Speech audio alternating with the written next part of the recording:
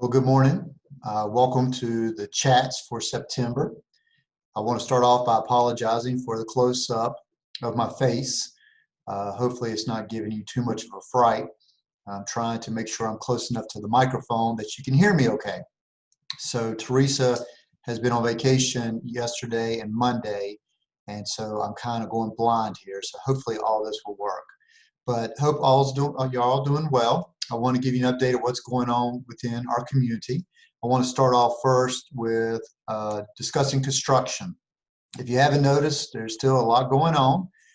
So on the Guilford campus, they are currently working on the retention ponds, and they're about a week away from getting all that finalized. So all this wonderful summer rain that we've been getting, the deluge of 2 inches in a matter of minutes coming down, that's causing a lot of fun with our trying to keep it within the silt fence. Hopefully that's going to come to an end here very soon. But past couple of weeks we did encounter some rock, which has been kind of fun. We couldn't excavate it other than through using like a blasting type thing. Hopefully that didn't cause any disturbance, but I didn't realize how sophisticated they are with blasting. So anyway, it's all been removed, and they're going to start working on the pads here very soon on the Guilford campus. So excited about that. Parking, as it relates to taking away the spots, if you're coming out of Woolman to the right of the gazebo, those spots are going to be removed sometime around late September, early October. They'll be out of commission for 2 months, maybe 3 months. And when the road gets back open, or that parking comes back open, it'll be in a different configuration, but we should get all of our spots back. So Ashland has worked very diligent trying to get everybody's cars, resident employee cars. We have tags, color tags, and we're going to have temporary signage going up where we're going to assign parking by color code, if you will. So we'll probably roll that out sometime around the middle toward the end of September, so we can work out any bugs before they actually take away the parking. But it will be for about 2 or 3 months. The other thing I was going to share with you, if you have not seen or been over at West, they have started, they've done some destruction, if you will, some trees, and the West courtyard has always been very wet and low-lying, so they're doing a lot of soil work over there to try to work on water eradication, if you will. And so they also started the demo of the wellness center. And so that should hopefully be completed. The demo should be completed in hopefully another couple weeks. Both the wellness center at West, as well as the Guilford townhomes and the parking and new entranceway and boulevard, they're all scheduled to be completed by September of 2021. Yes, September of 21. So now on the West campus, probably within the next couple of weeks, you're going to start seeing some fencing going up around the farmland. They're going to hopefully start probably by the 15th, if not next week, the week after. They're going to demo the barn and the Coble house. We have worked with a preservation organization that has taken a lot of things out of the Coble house as well as the barn. We did get some professional photographer come in to take some pictures of the barn so we could have it for our archives. But probably looking at the barn and the house being raised sometime within the next couple of weeks. That will continue to, that project will take about 2 years to complete. Now, as related to that, how do we pay for all this? We're going to do a bond financing. And right now, that bond financing is going to take place in September. Either today or tomorrow, I'm going to be putting a letter in everybody's in-house mailboxes about an opportunity if you would like to purchase some of the 2020 Friends Homes bonds. They're going to be preliminary official statement will be going out sometime around the week of the September 8th or 9th.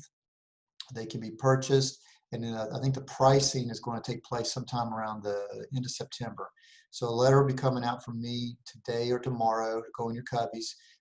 It's, you live here, and so hopefully you feel it's a good investment. We're actually in the process of seeing if we can be rated by a rating agency. They came to us and told us that our financials look very strong, and as an organization.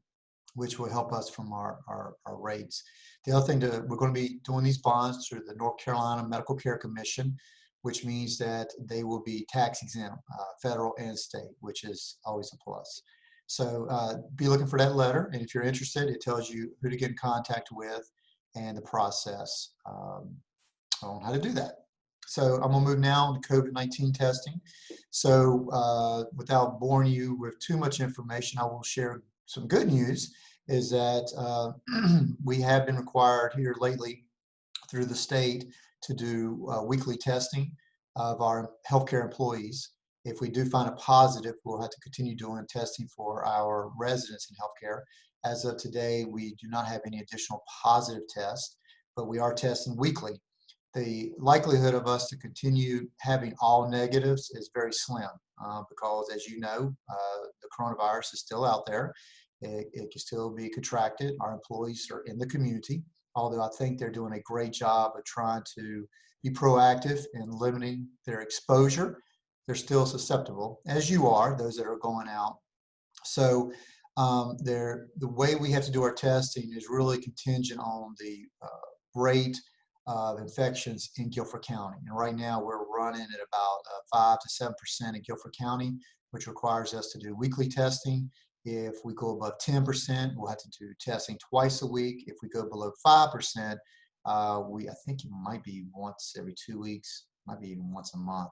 So but right now we're doing weekly testing of our employees. If we do get a positive, we will have to test our healthcare residents as well. But thank you for your continued diligence. You know, I think we're breaking through to the dawn as far as with the vaccine. I'm still hopeful that within the next 6 months, the vaccine will be out, be tested, and that we can kind of sort of get back to our regular lives.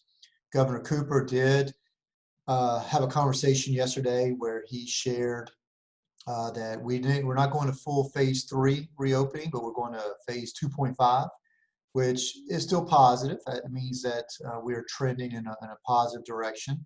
It means gyms are opening back up. He's increased meeting sizes, both inside and outside. It's my understanding that we might start having some outside visits, and I think as it relates to healthcare, I need to verify that, but I think that's the case.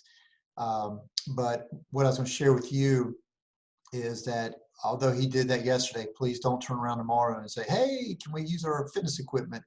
So that is our goal, is to work on how do we start opening back up our fitness centers, our activities, the dining room, things like that, staying within the regulations as put out by the governor. But we want to make sure we do it right, and so we're trying to be very methodical about it. So stay tuned. Hopefully within the next week or so, we'll have more information about that, but that should be forthcoming pretty quickly. So again, thank you for your attention. Please continue to wear your mask, both when you're walking through the common areas, when you're visiting, maintaining 6-foot distance, and as well as when you're out in the community. This is not a time to let down our guard. Continue to stay vigilant, and we will get through this. So another thing I want to share with you relates to our budget. I'm working on turning in a budget for 2021. We're in September, and our fiscal year starts in October. And so that budget will be reviewed by the finance and executive and full board, the board of trustees of Friends Homes, and hopefully approved sometime late September. Some of the things that are in the budget, I'm very excited from a staffing standpoint. We set a goal about 3 years ago to offer a living wage here at Friends Homes, and the budget does get us up to the living wage for Guilford County. So the minimum pay will go up to $11.50 October 1st if the budget is approved. In Guilford County, a single person living wage is about $11.40. So that is a milestone. We've come a long way from when we were paying like $8.50 and $9 3 years ago. So I commend everyone for their support, finding ways to be efficient, finding ways to reinvest in ourselves, which again is one of the many benefits of being here at Friends Homes, being part of a nonprofit. is that monies are reinvested both with our residents and our staff and our community as a whole. So very excited about getting to that living wage. It's from the capital standpoint, got a couple things at both campuses. On the Guilford campus, we're looking, the gazebo that is going to be torn down as we redo our parking lots, we're going to be replacing that with a new gazebo. We're also looking at replacing the roofs, both on Woolman and Fox. Here, probably within the next 3 to 6 months, you'll start seeing the solar panels come down. They are not working. They have not been working, but they'll be coming down, and we want to replace the roofs on both of those. We're also looking at painting Woolman. It's been about 10 to 12 years, I believe. And I'm going to digress for a second because this has come up both at West and Guilford as it relates to how do we choose for interior decorations, paint colors, all that. And the short answer is it's a group of residents. It's what we call the house committee. So at West and at Guilford, there's a house committee made up of residents. It's usually around 5 to 8 people. Usually these are men or women that have some type of background or understanding of interior decorating. We're not looking for people to come with personal preference, but we're looking for people to come that are representative of the whole, since we're making a decision for the community or the campus. So we work with an interior decorator, Nancy Borum with ID Collaborative. She meets with the house committee and goes over ideas and shows various choices and things. And then through several meetings, we gravitate to a decision. And then that decision is made, and then we'll present it to through this kind of forum, or we would do it through the resident board or resident council. So we'll be working with the House Committee here at Guilford, if the budget is approved, on picking out a paint color for Woolman. The other thing that we have is once Guilford's parking lot is reopened, we want to kind of reseal coat and restripe all of the parking areas here on the Guilford campus. And then also we have new lights going in as part of the phase 1 expansion. So all the lights on the Guilford campus hopefully will be replaced from a security standpoint and aesthetic standpoint in next fiscal year. On the West campus, other than what we're doing with the Wellness Center, which should be open next year, we have a lot going on with that per se, new fitness equipment. We're actually putting in a generator that will fully function the whole Wellness Center in case we lost the power. So it'll be a place where we can shelter in place, God forbid, if we lose power for an extended period of time.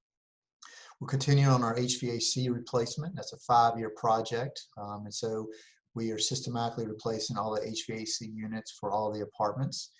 And another thing that we're doing is we're going to, in our budget, we have a new, installing a new nurse call system with a check-in as part of that, as well as replacing our current fire alarm security system, if you will, that are in all the apartments.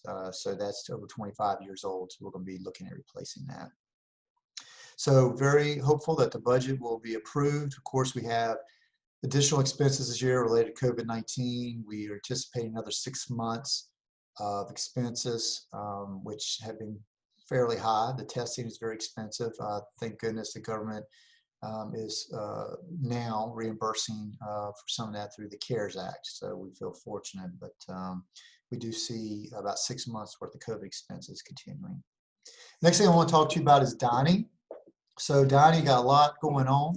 I just shared with you that we're hopeful and we're working toward an opportunity to reopen our dining rooms at a limited capacity, of course. We'll probably use some type of reservation system. We will be moving away from a buffet style concept to more table service from both health, safety, hygiene, better controls as far as food distribution. But one of the things that I've been very proud, it's taken us a long time to get there, but or get here, I should say. But we have rolled out our new takeout compostable products, and so what I want to share, I think Carly, who's our Director of Dining, as well as Alex, who's Director of Hospitality Services, will be giving more information about these compostable materials, but they are meant to be thrown in the trash. You do not have to do anything special with them. They are meant to degrade and over a period of time. I think it's weeks, but you don't have to do anything special. You just throw them away, and once they get mixed in with soil and other things, they will naturally compost or degrade. Now, with that being said, they're not meant for long-term storage. They're meant from taken from point A to point B. So when you get your food, if you're not going to eat your food right then, you need to transfer it to some type of plate and cover it, or put it in some type of Tupperware. I don't recommend reheating or you putting it in your microwave and reheating it within that. Again, this is it's really a sustainability. It's how do we get food to you and without hurting the environment through styrofoam and things like that. So once you get the get home or the takeout order has been delivered to your apartment, you either need to consume it or transfer it, because especially if there's any type of liquid base, it will start decomposing or I can't think of the right word, but it'll start breaking down. So it's not meant to be in your refrigerator for days and things like that. So just be aware of that. The other thing I will share with you is that this compostable stuff is more expensive, and come I think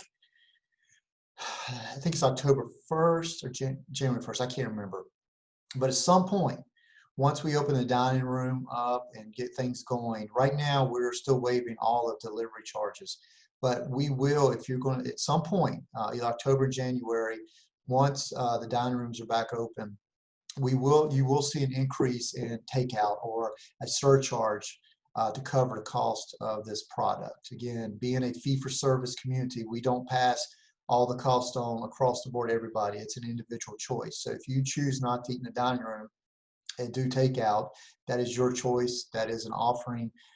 It comes at an additional cost. And so we'll be passing that cost on to you. There is no markup, but it's going to be somewhere between 50 cents to $1. Hopefully 50 cents, but like I said, this product is not cheap. So sustainability is not necessarily a cheap endeavor, but thank you for pushing us for this, and we're excited about rolling it out.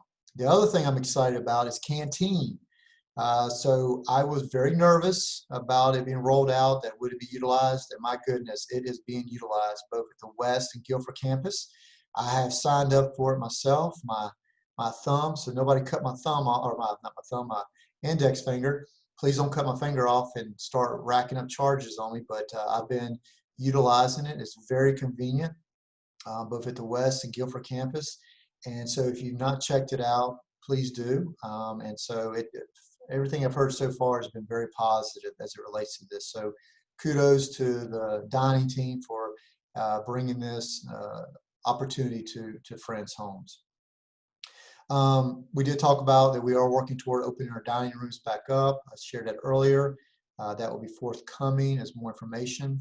I will get on the high horse again, my soapbox, and talk to you about concerns related to meal delivery, and either if you're having concerns related to either the quantity or quality of the food that you're being served.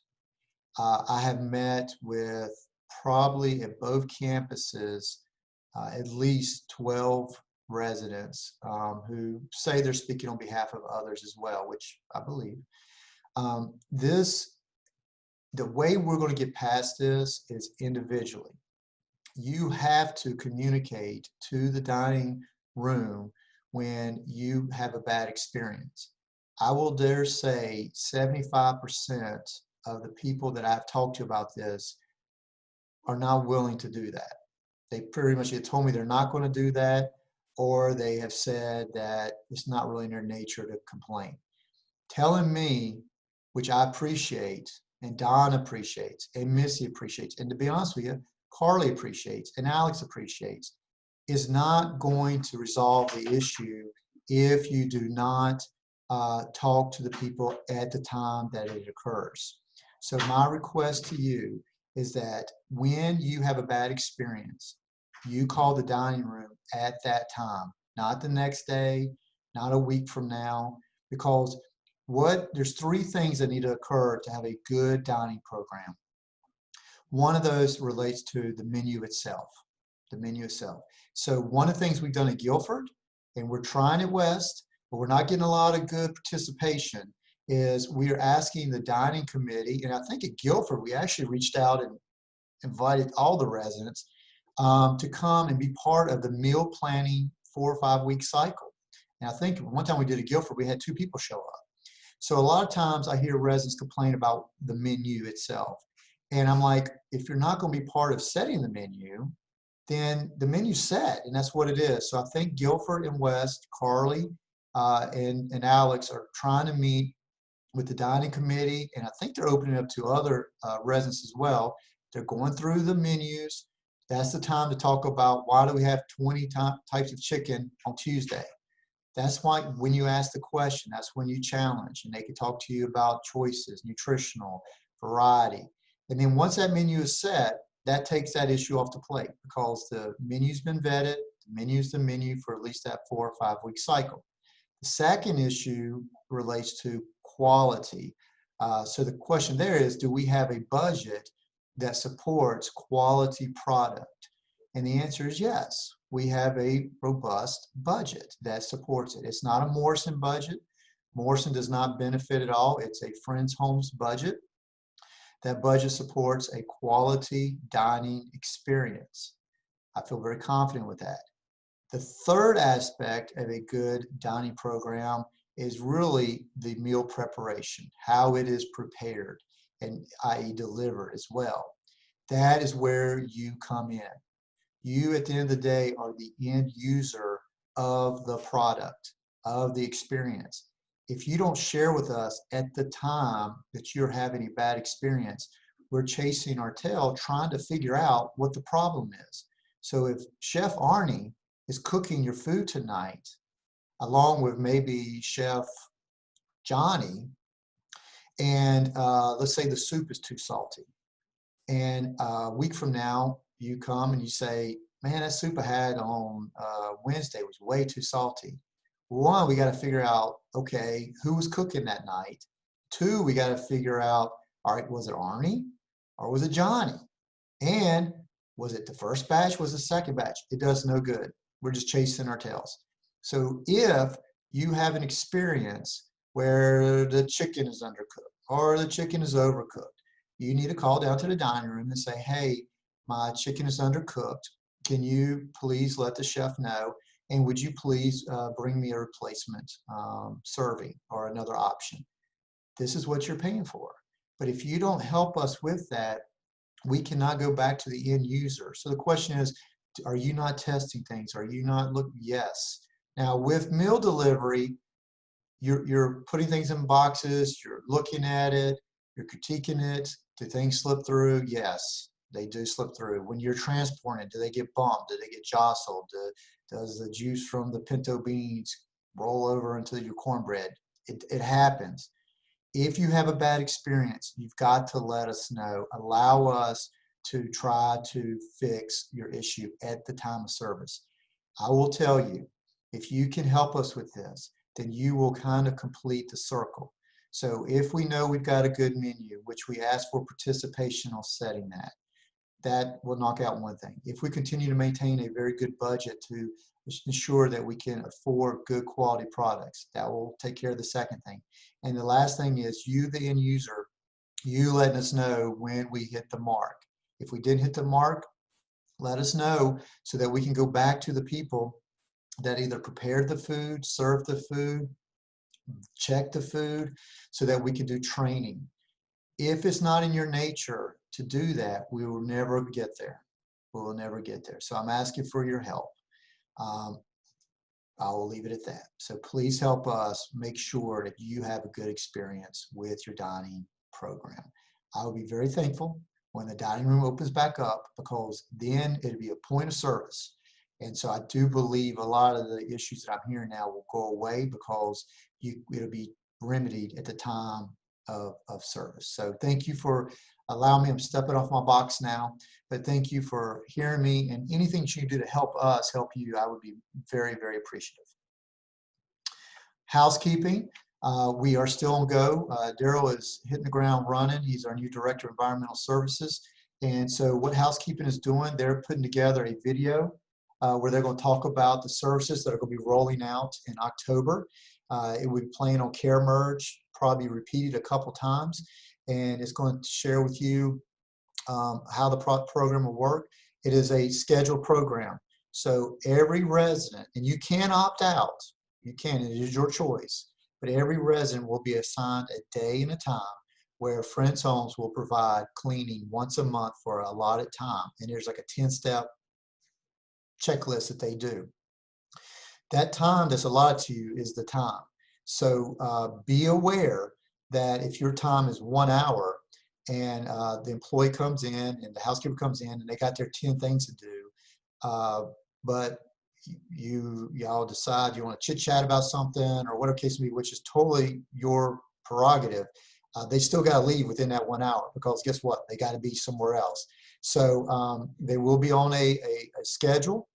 The schedule is pretty regimented because they want to make sure when they get in, they hit their checklist.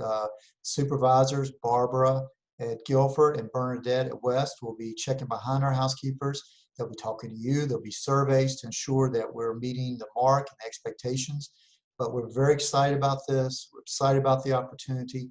So more to come on that, so stay tuned, but for video and more literature. But we are still on schedule for rolling this out in October. Want to talk a little bit about annual giving campaign. We've crested the $71,000 mark of our $111,000 goal. All of the money, as you know, goes to Resident Assistance Fund, and so thank all of you for your support, your generosity. I continue to be amazed. Even this year, not only from our residents, people that have never participated in the past are participating. So I encourage you, if you've never participated or supported the annual giving campaign, maybe this could be the year. Our board, I've seen even more of our board members, past board members, our vendor partners, staff. We actually, we had someone on leadership, it's anonymous, issue a challenge. I believe it's like a $2,000 or $3,000 challenge that they will match if we can raise that among our leadership team, our 14 people on our leadership team. So, and we're doing that. So again, this is such a great endeavor. It supports residents' financial assistance, which is going to be a little over $1 million need this year, but we're asking to try to raise 10% of that, about $111,000. So almost there. So thank you for your past support and continued support for that. On that same note, I will continue to make a push for supporting the employee appreciation program at both West and Guilford as that gets underway, especially with COVID-19. I've said this before, just watching what our staff has done, they are doing to make sure that you're safe and you're being taken care of. And it goes across the board, whether it's maintenance, dining, housekeepers, floor techs, nursing, activities, administration staff, just everybody. So if you have not supported yet, I please ask that you support the Employee Appreciation Program. Obviously, this is not a Friends Homes, it's a resident-led program. So this is really not my place, but I just, on behalf of the employees, although leadership, department heads, contract employees are not part of this gift that you give to the employees, on behalf of the employees, I know how much it means to them, your support and your generosity. So for both West and Guilford, thank you for supporting the Employee Appreciation Program, and just know that your gift means a lot to the staff. So please, I'll push a little bit both for the annual giving campaign and the employee appreciation. If you want to set up auto draft for your so just go on your monthly bill, I'll tell you, I do that personally for a couple of nonprofits that my wife and I support.